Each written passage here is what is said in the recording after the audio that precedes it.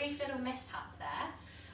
We had the old rotating issue again, but I think I fixed it. So let's have a little look. Welcome, welcome if you've joined already. Thank you for being very punctual.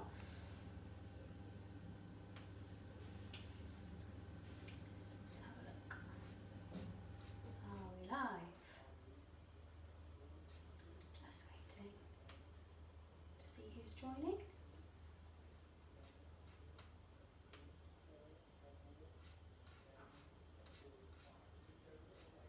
Okay.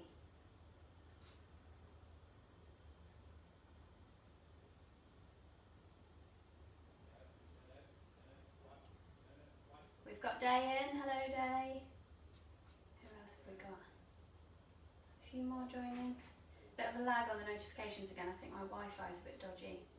Hopefully it's all going to work though. Hopefully the sound's okay. Morning, Colleen. Nice to see you again.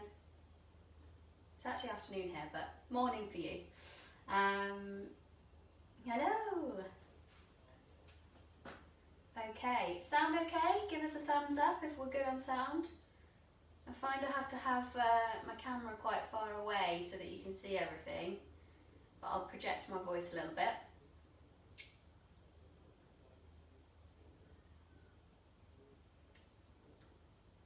Okay, wait for a few more to join. So today's recipe is carrying on with the theme of summer recipes. So we're going to make my totally tropical tart. And because there's a few chilling steps in here, we've got a few blue Peters. Here's what I've made earlier.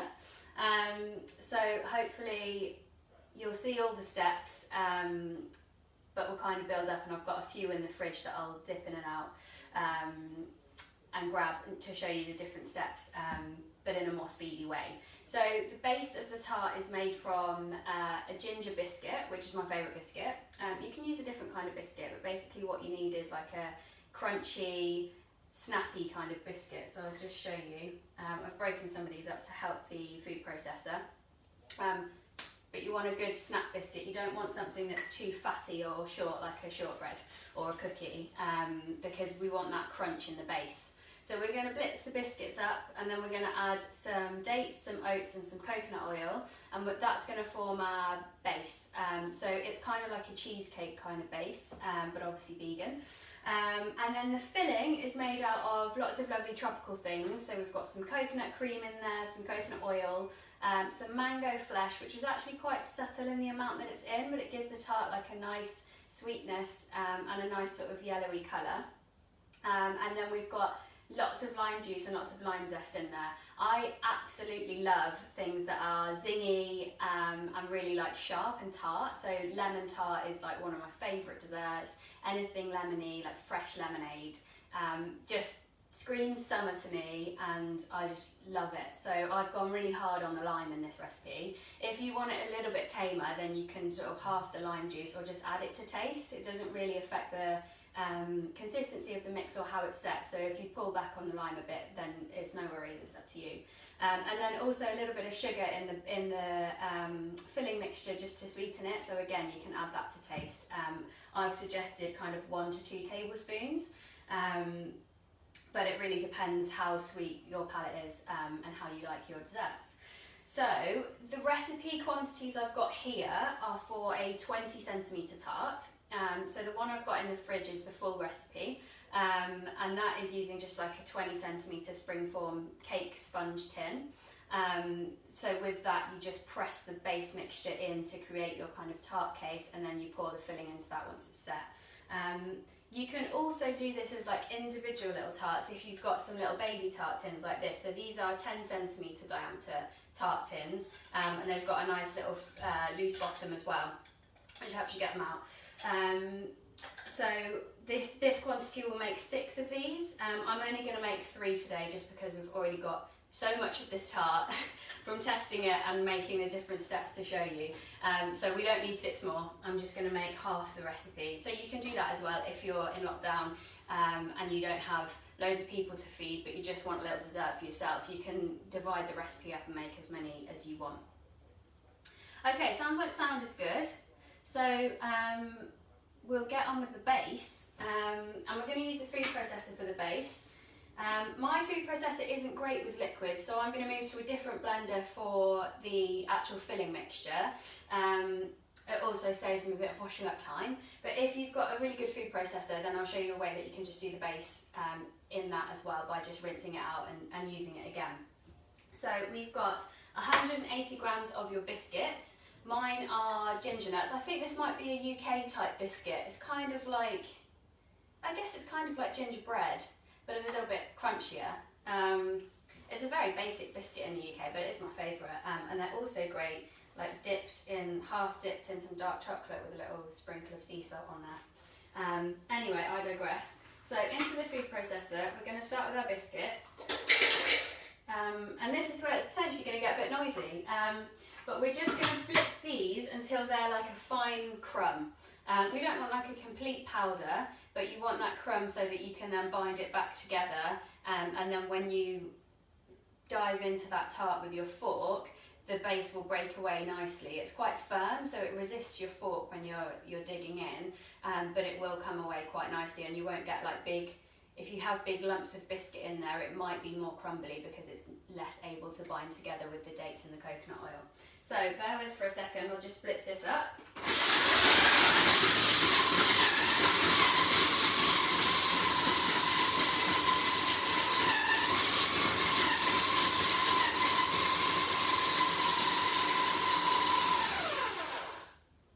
And you can just pause it for a second and see where you're at if you need to. I've done this a few times, so I kind of know that when everything stops jumping around and you've got more of a consistent kind of whirl, that's when you're about there. There's no big lumps there. The big lumps are the things that make it all jump around when it hits the blade and bounces off. So when it starts to settle and spin more evenly, you've got a nice crumb. I just grabbed some to show you. So it's kind of breadcrumb consistency. Try not to drop it on my laptop. So there's still some crunchy pieces in there, but it is pretty much a powder. Next up, we're going to go in with 50 grams worth of oats. So I'm using jumbo oats, but because we're going to blitz them up anyway, you could just use the smaller kind of porridge oats. You just don't need to blitz it for as long. So pop those in. And then we've got dates here. So I've got 100 grams. And these are pre-pitted dates. They don't need to be like the really expensive squishy medjool dates, which a lot of recipes like this might use. I just use these ones. They're quite soft and squidgy to the touch, but basically you just want to pull them apart a little bit to help the food processor out, and it also means that you're checking for any pits that might still be in there. If we just throw them straight in, the food processor might be able to handle it, but if there is a pit left in there, you might wreck your blade a bit, so you don't want to do that. Just putting them into kind of like a quarter, a half, a third, something like that, just helping the mix out, and it just means that it's a bit quicker in the food processor. Jennifer's asked where she can find the full recipe for this video, so that will be posted in the Facebook group after this live, and it will also be on the Vegan Chef School website as well. No, Sue, sadly this one's not for a low calorie day. This one is out and out indulgence, but it's really, really lovely.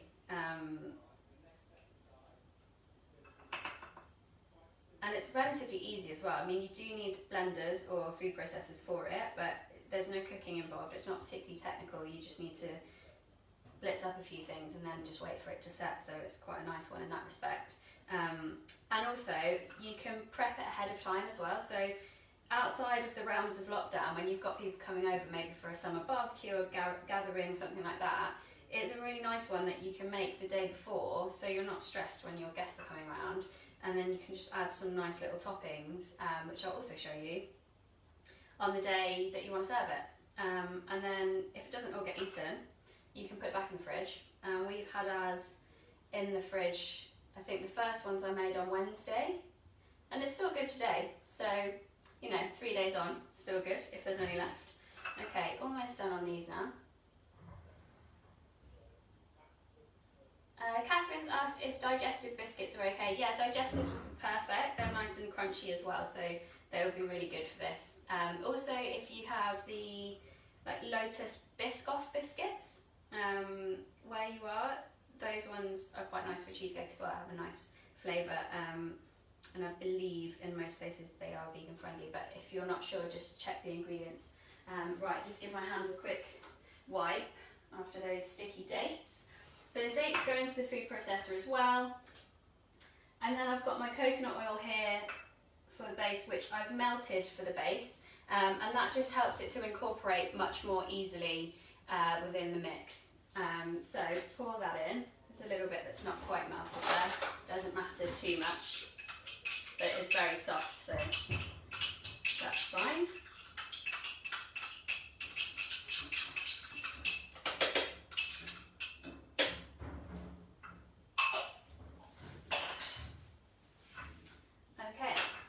Then we're just going to blitz this again until we get to the consistency of like wet sand. So if you think about making sandcastles on the beach, that's the kind of consistency you want. You want it to be able to press together. It might feel a little bit oily, but that oil is going to set in the fridge and help that to glue everything together. So you kind of want that feel to it. Just checking some of the comments. I'm trying to talk really loudly. I hope it's okay. Okay, right, so I'll move this a little bit closer so that I'm closer as well. So this will take maybe 30 seconds to get to the consistency we want. So just bear with it, it'll probably jump around a bit again at first because you've got some bigger lumps introduced again. But I just like to hold mine firm and just crack on.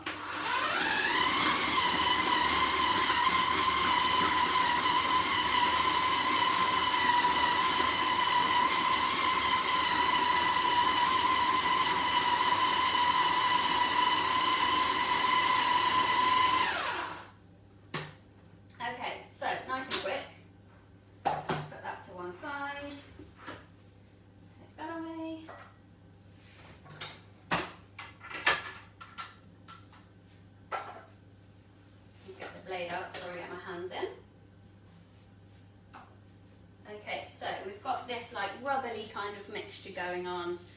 It's quite loose still, but when I press it together, you can form a kind of nice lump with it. Okay, so then we're going to divide this mixture between our 3 tart tins. And this is where you get to take a little bit of frustration out if you want to.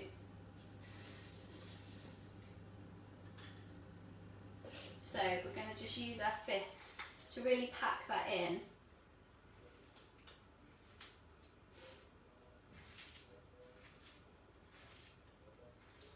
And you can use the fronts of your hands as well. Use your fingers. It's actually a little bit easier to pack this into a smaller tart tin because you've got those kind of sides and you want to go all the way up the sides. It's a little bit more fiddly with a cake tin because your cake tin is probably quite deep and you don't want to make the tart kind of go all the way up it. You probably want like a 3 centimetre lip around the edge of that tin, but it's just a little bit of patience required. So keep pressing that in and then just use your thumbs. Hopefully you can see what I'm doing here. I'm sort of holding the tart case and using my thumbs to press into that corner, which helps the mix to kind of rise up the sides and pack in. So don't worry about it being kind of too perfect because that oil, as I said, will chill in the fridge and it will harden, so it will firm up anyway once it's chilling. So there we go, that's one done.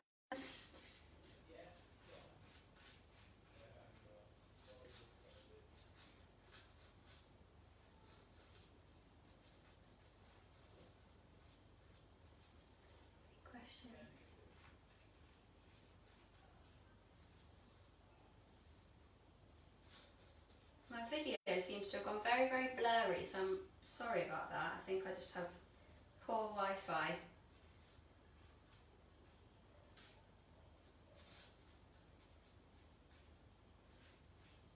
Okay, last one.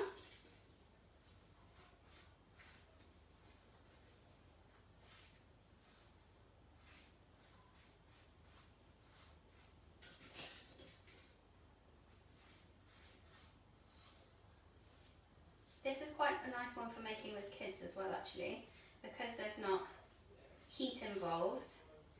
Obviously you want an adult operating the blender, but it's a nice activity packing these cases that kids could get involved with. So if you're still looking for, we're running out of ideas of what to do with the kids, you can absolutely have a go at this. Right, just have a little clean down.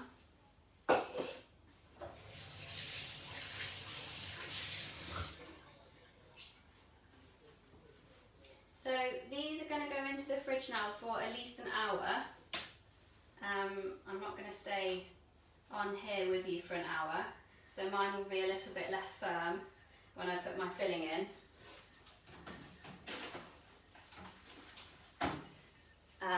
But you should leave yours for a good hour, just to make sure they're completely hard and none of your filling seeps through any little cracks, or kind of spreads crumbs into the mix. So we'll pop those in the fridge, and then I will grab the one that I made earlier to show you what it looks like at the end.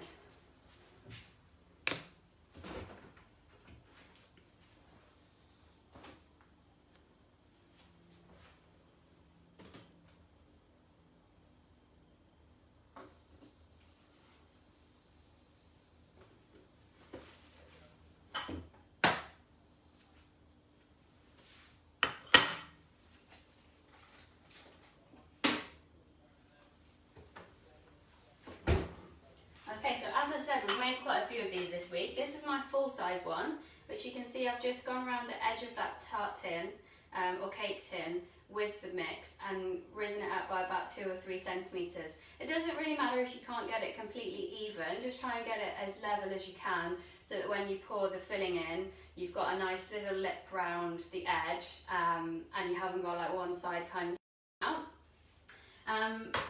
To show you what the texture is like inside, this is one of the little mini ones that I made earlier in the week. So this was Wednesday's batch. So inside you've got this lovely like creamy, quite soft, I'll show you with a fork and a spoon. So it's quite easy to go through that, straight from the fridge. It is almost like a cheesecake consistency, but you've got that lovely kind of tropical flavours that gives it much more of a kind of light texture. And then I've topped this with some extra little bits, which I'm going to show you with this one now, and then we'll come and make the fillings while those extra bases set. So with this boy, I'm going to top it with some coconut whipped cream, and some extra chopped mango, some lime zest, and then some little coconut chips. So for the coconut whipped cream, I just need to grab my whipped cream, or my cream from the fridge. So some of you might have seen this before, but to get really thick coconut cream, all you need to do is buy a can of full fat coconut milk. It's actually great if you can get organic for this, because some of the non-organic ones have things like stabilisers in, which makes it harder for you to separate those fats out just by chilling them. So when you put a can of coconut milk in the fridge, the fats within the coconut milk rise up to the top and float and set on top of the kind of water in the coconut milk. So then you can pull off that really thick cream and you can make that into desserts. You can even just use it like to make a really rich curry, but you can also make like a little whipped cream substitute with it. So yeah, you can. I've done it with just ordinary coconut milk because I couldn't get organic in my supermarket, but organic will work slightly better because it hasn't got those stabilisers kind of resisting that chill factor which separates the solids out. I hope I've explained that okay. It sounded okay in my head. Hopefully that makes sense. So I used a non-organic coconut milk, which was all I could get this week, and that does have a stabiliser in, which means you kind of get that separation but not to the same extreme, so it's not like almost a sliceable consistency and then complete water underneath. You've got kind of like halfway house. So if that's all you can get hold of, and it's not thick enough when you take it out of the tin, you can strain it through a muslin. So that's what I've done here, almost as if you was like making like nut milk or a nut cheese. you pour that thick coconut cream into a muslin that's sort of resting in a sieve, and then just leave it over another bowl sort of overnight in the fridge, and the excess water will drain out of that, and then you're left with the same kind of result, really, really thick coconut cream. So to make this into a topping for our tart, all we're going to do is just add some powdered sugar and just whisk it. So it's not going to whisk up into fun, like stiff peaks like a meringue or dairy cream would, but it will hold its shape on top of the tart in kind of like whatever form you want to have it in. So I've got about a tablespoon of sugar to about 60 grams of the coconut cream. It's really just to taste. The sugar isn't changing the texture of it too much. So however much you want to add, you can just taste it, stop and taste it. So we'll just give it a little whisk together, hopefully not covering yourself in icing sugar.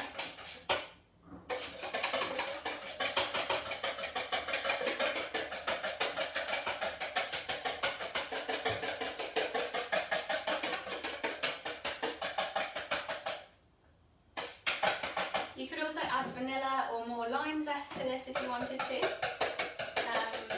Or if you're making this as a topping for something else, you can add another flavouring that you like or that goes with what you're working with.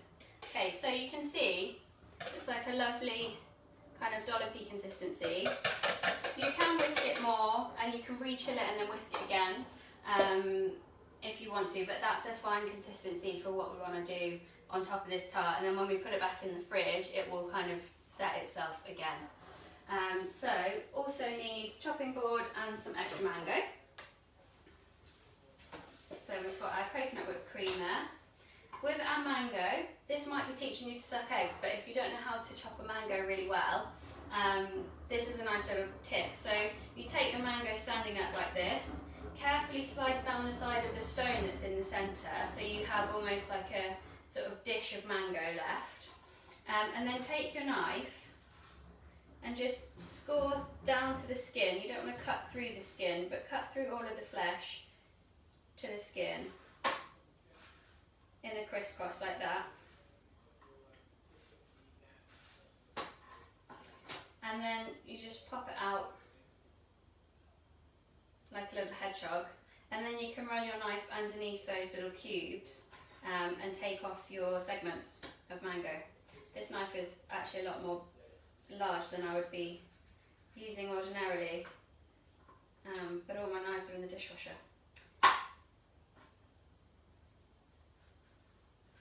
So we'll just take some of that off, and then I'm going to cut it into nice little kind of small cubes for decorating the top.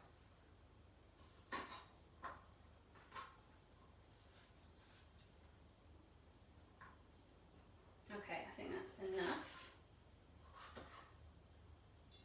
So in the actual filling of this tart, the mango is quite subtle, but it will change depending on how ripe the mango that you're using is. I unfortunately have some quite underripe mangoes this week, which means that my tart is quite pale, and it's not like hugely dominant in terms of flavour. It's very much more of a kind of limey, coconutty tart. But if you use a much riper, sweeter mango, you'll end up with a more yellow colour and more of that mango flavour coming through. So it doesn't really matter either way. It kind of, they're both nice. I've done it with ripe mango as well. So yeah, I mean, don't be disheartened that it's ruined if your mango isn't quite ripe enough when you come to make it. It doesn't matter too much. Okay, so let's start assembling. Where are my coconut chips? Here they are. Okay, and we're going to do some extra lime zest on top as well. So we'll start with a bit of the coconut cream, and you can really do this however you want. Plating is like such a creative, lovely thing to do. I quite am into kind of arcs at the minute, so I'm going to sort of dollop it at one end and then try and trail it in a sort of semicircle. And I find this looks quite pleasing, having a kind of semicircle on something round. It looks quite nice if you've got like a hummus or a dip or something like that as well. If you just take a kind of one of your garnishes and scatter it in a semicircle. But you could also kind of blob this around and scatter your ingredients over as well if you want. And don't worry too much if it doesn't look like super neat. It doesn't really matter because you're going to pop stuff on top of it. I'm aware the video quality is pretty poor, so hopefully you can see this. We've got that nice sort of semicircle to guide where we're going to put the rest. Okay, might need a little bit more mango for the size I've done there. Have a look. Can you suggest an alternative for mango? I can. I can't say I've tried any, but I think something like peach might work. It's a similar consistency. Or nectarine. To be honest, I think if you just did the coconut and just did like more of the coconut bases, the oil and the cream, that would work too, but I find that quite heavy. I'm trying to think of any other fruits. If anyone's got any ideas. Yeah, tinned mango or peaches, yeah. Or frozen. In the UK we can buy like frozen mango or nectarine. Even banana could work, to be honest. You want quite ripe banana. It would be less fresh and more kind of sweet if you use banana, but it would go with the coconut. Okay, I think that should be enough for the time being. So I'm just going to scatter my little mango pieces on top here. This is the least anemic mango of the batch that I had this week, so that's quite nice for the final one.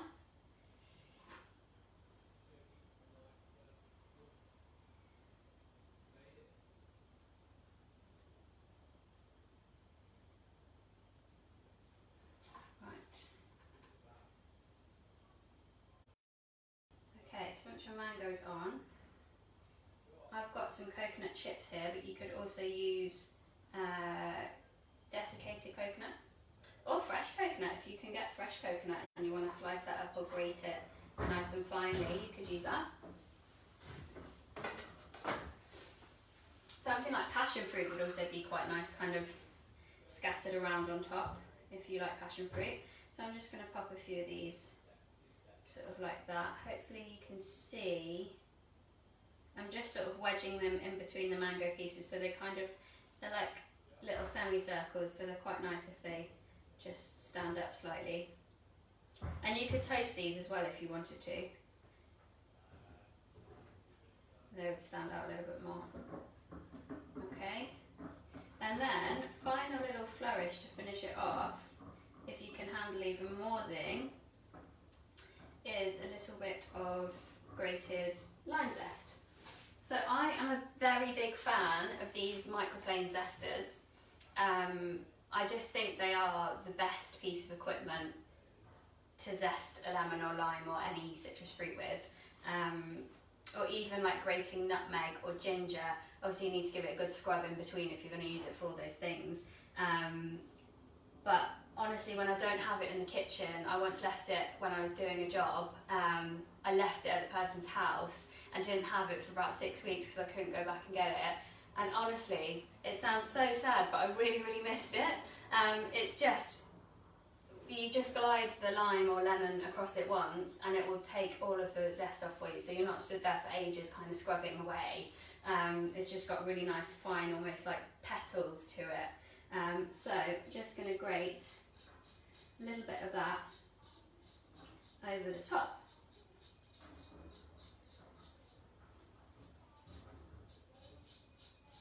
And then that is essentially finished. And you can keep going and load it up as much as you want to. But for me, I quite like how that's looking. So I'm going to pop that one back in the fridge, and then we'll make the filling for the cases that are in the fridge. Sorry, that was very rude of me. I should have showed you this. Hopefully you can see. On my screen it's still looking very grainy, but there we go. And it's quite firm, so it's quite a robust, nice little tart.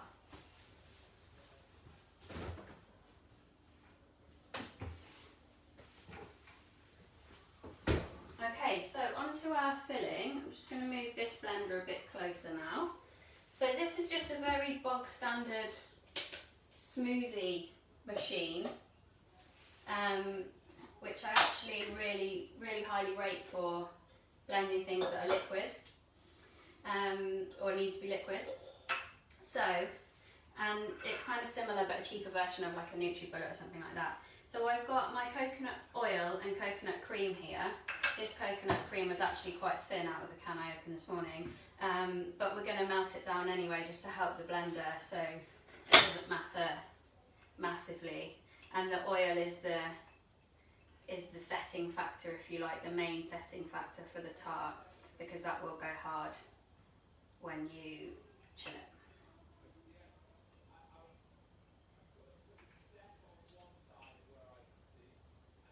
Oh Sarah, Alfonso mangoes in this would be incredible. I feel like you will get a much more like strong mango flavour in this with Alfonso's. I'm very jealous. That's going to be gorgeous. Let us know how you get on. Okay, so I'm just going to put this on a really low heat just for a couple of seconds, just until that oil melts down. And actually, if you're somewhere warm, your coconut oil might already be liquid, because if you store it at room temperature and your room temperature is increasing in the summer months, then it might already be liquid in the jar, in which case you don't really need to do this step. You can just put it straight in the blender. And if you've got a super blender, it might cope with it solid, but mine didn't last night, so I'm going to melt this again, just slightly. And it's already almost melted, just a couple of seconds on a medium heat. Any questions? Ah, you found the rainbow. My head's sort of blocking it at times, isn't it? Try to go for a less obvious placement this week. Okay.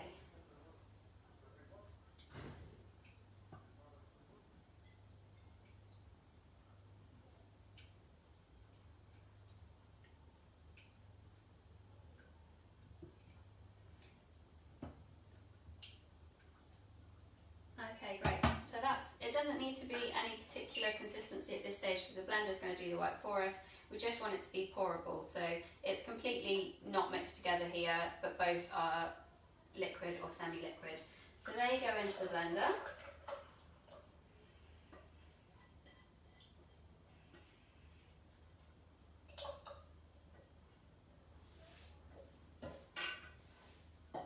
Then I've got my mango flesh, which I just cut off the mango in the same way I showed you. So pop that in. Then we've got lime juice. So as I said at the beginning, start with half the lime juice that I've recommended and half the sugar, or just the lime juice at first. Taste it and really think about how you like your desserts. If you like something really sharp, add more of the lime juice. If you like something that's a bit sweeter, then add some more sugar, but start with less. And then adjust it to your taste, and also think about that mango as well, because ripe mango is going to have a lot more sugars in it than an underripe mango, so you might not even need the icing sugar at all if you've got a really ripe, lovely, juicy mango already. So I'm just going to add all my lime juice because I know that's how I like it now. Then we're just going to whiz that up until it's a completely smooth consistency. So bear with again, sorry for the noise.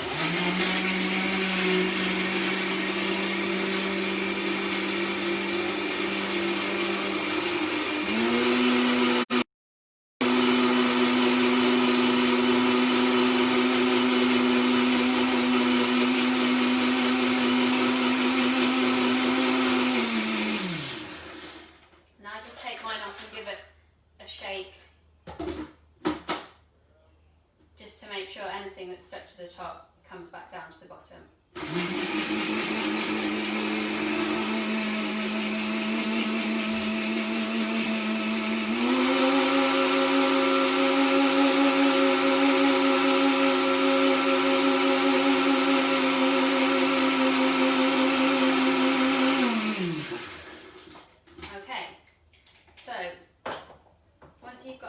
smooth consistency. You can see mine's almost kind of like a pale lemony colour because my mango is not super ripe. If your flesh of your mango is like nice and orange and golden, you'll get much more of a yellow colour coming through. So now I'm going to add a bit of sugar, and I will just zap that again very quickly just to incorporate that sugar. I could mix it through, but the likelihood is you're going to get a few lumps. So literally that much is enough. And then finally our lime zest is going to go in. So I don't add that before the blend because you're more likely to end up blending all of the lime zest out if you do that. So you won't get any of the visual of the zest and you get a much more bitter flavour coming through. So I just add that at the end and then just give it a stir through.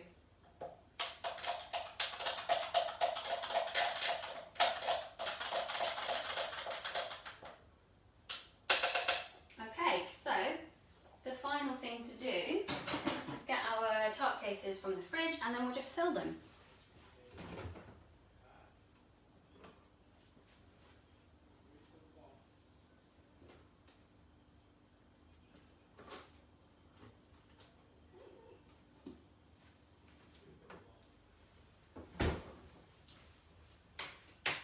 So you can already see they're pretty set. There's a few crumbs on top because you can just crumble those away. They are relatively hard. I think they've probably had about half an hour. So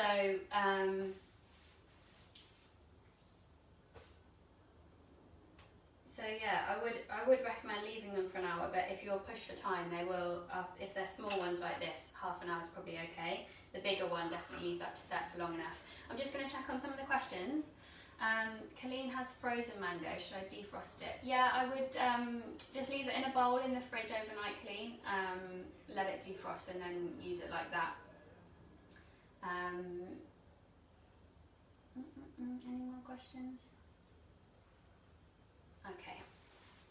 Right, so nice thing about a little jug like this is you've got a nice little vessel to pour from. But you just want to pour it into the tart case. Don't overfill it. You want a sort of, in these small tins, you want like a 5ml, maybe 3ml little lip just to contain your filling within that tart case. It's not going to rise or expand at all, but you do want, because it's liquid now, you want it to hold, otherwise it's going to run before it sets. So, and the same goes for a bigger version as well. Just make sure you've got enough of a lip. You do need that kind of 3cm depth around the edges. And it doesn't need to be a particularly thick crust, it just needs to be kind of complete, if you like, so no gaps or holes and not too flimsy that it's going to break off. Okay. Looks like I could probably get a fourth one out of this today.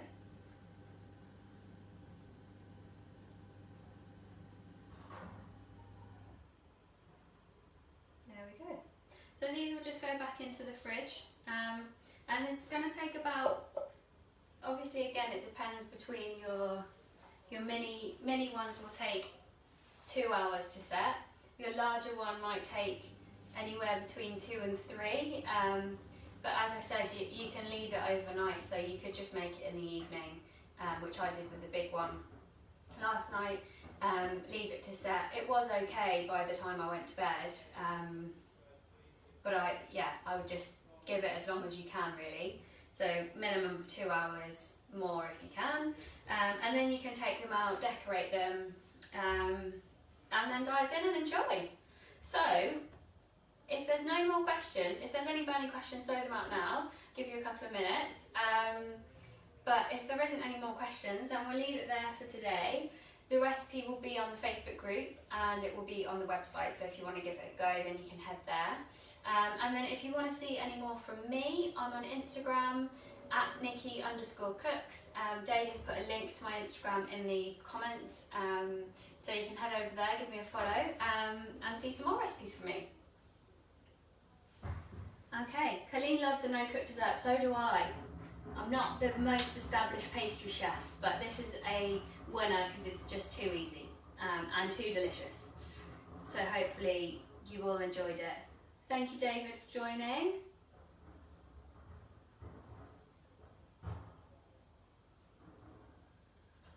Okay, right. I don't think there's any more questions, so thank you very much, guys. We're here doing recipes live at 12 o'clock every day, so hopefully you'll join us for some more of those, and I will be back next Friday at 12 o'clock. Thank you very much.